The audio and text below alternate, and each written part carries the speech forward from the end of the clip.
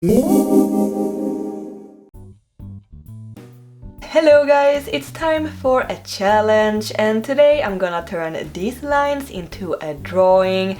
And these are certain lines taken from the art supply brand Winsor & Newton's logo, since this is the Winsor & Newton challenge, and it's also a contest which I will talk more about in just a moment. So to do this challenge you will have to use mainly Winsor & Newton's ProMarkers and or BrushMarkers. A little while ago ProMarkers rebranded from Letraset to Winsor & Newton, and since I've been using ProMarkers for many years I still got some of the old ProMarkers that I will use in this video. I was so focused on to use ProMarkers, so I didn't even thought about that maybe I should have only used the new ones, that I only have a few of though, by the way. But it is the exact same pens but with new labels. I will also use the brand new brush markers and I love them. I think they are awesome to use. So let's move on to the drawing. So I first made a sketch, which I think you can see through the paper actually. I made it in Photoshop and then I printed it in two pieces since I can only print size A4 and the paper I'm drawing on is size A3. And then I taped them together and then traced it to the marker paper. And the paper is super thin. I think it is 70 grams bleed proof paper. And it actually took me a little while before I could see what I should do with these lines, especially the squiggly little line at the top of the paper. So I made a lot of sketches. So before I talk any more about this artwork, I should probably talk a little more about this challenge contest. The challenge started at September 1st and will end at October 31st. So what you need to do to enter the contest is to go to Winsor & Newton's website. There is a link in the info box below, so check that out. And download or copy the template with the lines that you need to use for the challenge. It is the same ones as I'm using right now. Then you just use ProMarkers and BrushMarkers to create a drawing with these lines. And you are also allowed to use fine liners and pencils and stuff like that, but it should mainly be made by ProMarkers and or BrushMarkers. And then you just submit your artwork to the contest by posting it on Instagram and tag it with hashtag inspired by ProMarkers and hashtag Winsor Newton challenge. It is as simple as that, and as I said, all the information you will need, all the rules and everything is on the website, link is in the description. Also the contest is international, which means that everyone can enter, so go be creative. And that is all that matters, by the way, how creative you are. And if there is a contest, there will be prizes. I think there will be 3 or 4 winners, and the first prize is the whole set with all the ProMarkers and all the BrushMarkers. And the runner-ups will get either all the ProMarkers or all the BrushMarkers. I think it was something like that. Either way, you can win a bunch of awesome markers. And also, don't feel discouraged if you don't have that many markers to work with. You can go a long way with just a few. As I said, it's all about how creative you are and what you make with these lines. I've seen these 3 color challenges and I'm sure you have seen some of them too if you're into art and such. And you can create stunning pieces with less colors. Just do the best with what you got, that is all that matters. And once again, you are allowed to use fine liners and such. And if you don't have an Instagram account, then you can perhaps ask a parent or a friend or someone else that you know that have an Instagram account to post the artwork for you. I think it's fun to see what everyone else is creating with these given lines. As I mentioned before, I had to think and sketch for a long time before I came up with something that I was happy with. I kind of got stuck with one thing only, and when you have seen one thing, it's hard to rethink and see something else. And to be sure to not be influenced by someone else, I didn't check out any other's artwork before I was totally done with my own concept.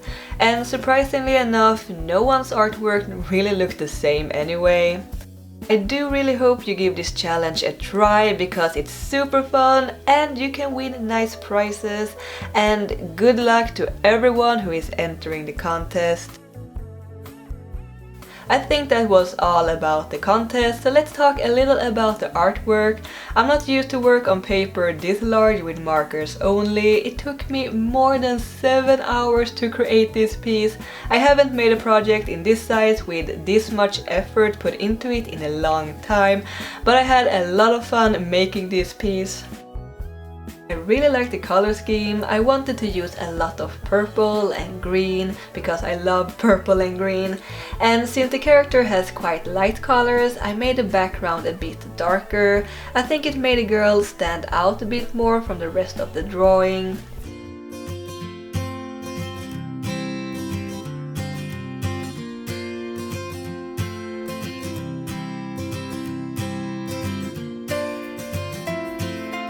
So as you probably can tell, this piece is a bit fantasy inspired with this elvish looking girl with pointy ears and this magical headpiece and her cape. I wanted to create this dramatic feeling as well, like she's looking at something and is waiting for something to happen. I also added a castle to the background to add to this fantasy medieval feeling. And the reason why I left out the eyes for so long is that I wanted to make the background first and then decide what eye colors that would fit with the color scheme the best. And I wanted them to really stand out. Well, not literally, of course. And speaking about her eyes, that is something I can't really put my finger on. I don't know what it is, but they kind of looks a bit odd. She's not really cross-eyed, but maybe it has something to do with the proportions perhaps. I really studied them to see if there was something I needed to change, which is quite hard now afterwards, but I don't want to mess around with it too much, risking to ruin the whole artwork. Trust me, after 7 hours of work, you don't want to redo it. Normally a thing like that would really bother me, and in some cases I would actually have made a new one. But it can't get perfect every single time. Sometimes you just need to move on. At least you learn something from the experience itself, hopefully. Also, real people are not perfect either. And now looking at it, I think it adds to her character. It gives her a very unique look, I think.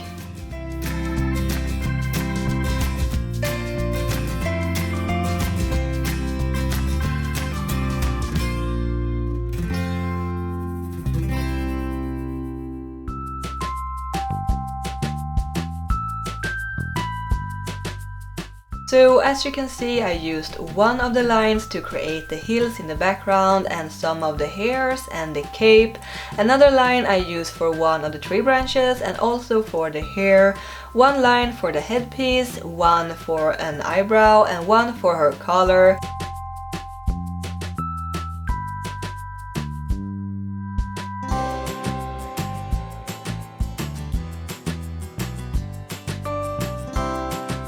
At the end I used my trusty old Polychromos color pencils and the white Posca pen to add details and highlights. Usually I use a lot more color pencils, but I really try to not overwork it since it's supposed to be made with markers.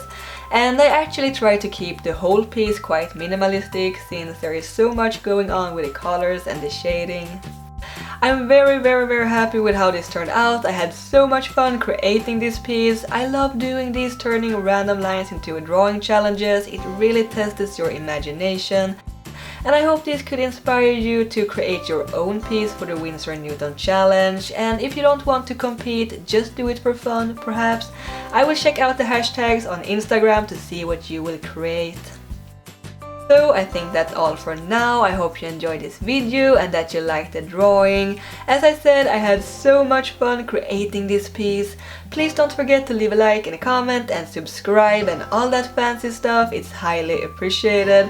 And let me know if you have any questions about the challenge, but also check out the link in the description since there is where all the information is. Thank you so much for watching and keep drawing, my happy cats. Bye!